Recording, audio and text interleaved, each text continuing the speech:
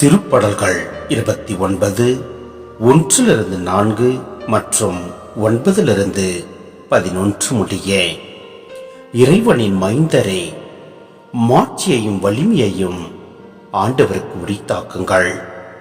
ஆம், ஆண்டவருக்கே உரித்தாக்குங்கள். ஆண்டவரின் பெயருக்கேற்ற மாட்சியை அவருக்கு உரித்தாக்குங்கள். தூய மாட்சி இலக்கும் ஆண்டவரை வழிபடுங்கள். ஆண்டவரின் குரல் கடல் மேல் ஒலிக்கின்றது. மாட்சிமிகு இறைவன் முழங்குகின்றார்.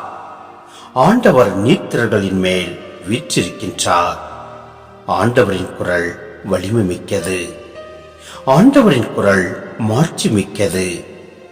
ஆண்டவரின் குரல் கர்வாலி மரங்களை முறித்து விடுகின்றது, காடுகளை வெறுமையாக்குகின்றது.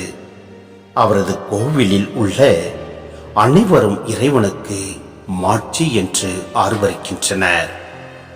ஆண்டவர் வெள்ளப்பெருக்கின் மீது வீற்றிருக்கின்றார். ஆண்டவர் என்றென்றும் அரசராக வீற்றிருக்கின்றார். ஆண்டவர் தம் மக்களுக்கு ஆற்றல் அளிப்பாராக. ஆண்டவர் தம் மக்களுக்கு சமாதானம் அருள்வாராக. ஆண்டவர் தம் மக்களுக்கு ஆசி வழங்குவாராக.